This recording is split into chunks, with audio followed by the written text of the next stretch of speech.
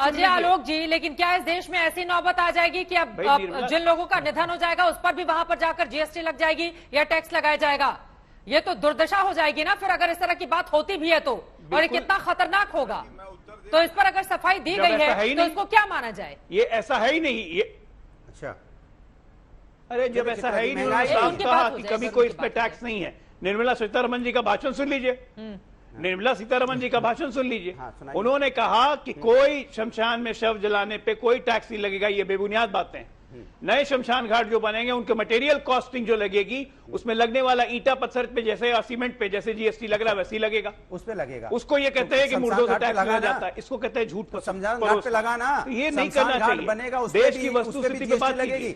अरे यार भदौरिया साहब, आप तो थान के थान नीला कपड़ा बनेगा तो उस पे जीएसटी लगेगी। महंगाई नहीं दिखता, सरिया जो आएगा माने गरीब कहां से लौटता है? जा रहा है आप एक और थान उसमें नीला भी कपड़ा जीएसटी वसूल करने में लगे। ये तो मुझे लगता है कि निहायती बहुत ही छोटी बात हो गई कि आप शमशान घाट पे भी कोई इंफ्रास्ट्रक्चर डेवलप करेंगे कि आदमी वहां परेशानी में जाता है, तकलीफ में जाता है, किसी तरह से 2 मिनट बैठ पाए, आप उसमें भी जीएसटी वसूल करेंगे, तब तो आप बधाई के पात्र हैं। बिल्कुल सही कह रहे हैं। राजनीतिक बेकारी आपसे बहस कर रहे हैं।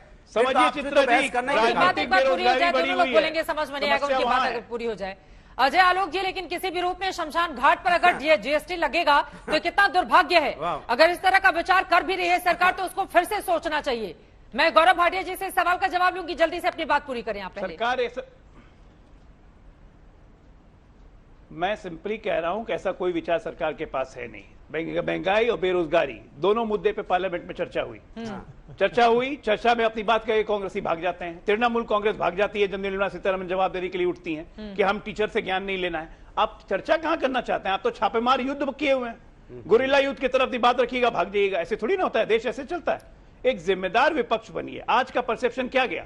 ईडी की कार्रवाई हुई, आप बौखला गए हैं। हवाला संपत्ति के लेन देन का पता चल गया, आप बौखलाए हुए हैं कि कल को ईडी कोर्ट में जाके आपकी गिरफ्तारी की मांग कर सकती है जो बेल पे है। आप उसी के कारण ये प्रदर्शन कर रहे हैं। देश में तो परसेप्शन ये गया, फायदा क्या हुआ इसका? हवाला अभय दुबे जी, राज नहीं आ रहा है, बहुत जरूरी चीज है। और पैसों के लेन देन को लेकर भी स्पष्ट रूप से जवाब नहीं दिया गया है। देखिए, तो यही वो डर है जो सड़क पर लाने के लिए मजबूर कर रही है कांग्रेस के नेताओं को। चित्रा जी, पहले तो मैं आपकी आज तक की रिपोर्ट का हवाला बता दूं। 8 मार्च 2021 को आप रिपोर्ट करते हैं कि बढ़ती हुई महंगाई को लेकर सदन में हंगामा शाम तक के लिए स्थगित। 7 जुलाई से 17 जुलाई 2021 में आपकी रिपोर्ट वो ये कहती है कि व्यापक रूप से 10 दिन का आंदोलन महंगाई को लेकर देश भर में कांग्रेस पार्टी ने किया। उसके बाद दिसंबर 2021 आज तक की रिपोर्ट कि महा महंगाई को लेकर एक महा आंदोलन राजस्थान में, समूचे देश के लोग महंगाई के खिलाफ राजस्थान में जुटेंगे। अभी अगस्त 2022 आज का यह आंदोलन। फिर यह कहना कि ईडी की कार्रवाई, तो सिर्फ 4 बातों का खुलासा करूंगा, पूरा का पूरा जो ईडी का ये दुष्प्रचार है वो साफ हो जाएगा। 1 मई 2015 एडिशनल डायरेक्टर हिमांशु कुमार वो रेवेन्यू सेक्रेटरी को लिखते हैं कि पीएमएलए का कोई केस नहीं बनता। ईडी के डायरेक्टर कचोट कहते हैं विधि विभाग की अनुशंसा के बाद कि ईडी का कोई केस नहीं बनता। इलेक्शन कमीशन ऑफ इंडिया पूरा बोर्ड बैठता है और वो कहता है कि पीपल्स रिप्रेजेंटेशन एक्ट 1952 के आधार पर कोई अपराध नहीं है। आखिरी बात सुनिए, बीच में मत बोलिए। ये मेरे पास ट्रायल कोर्ट का हाल का स्टेटमेंट में पढ़कर सुना रहा हूं।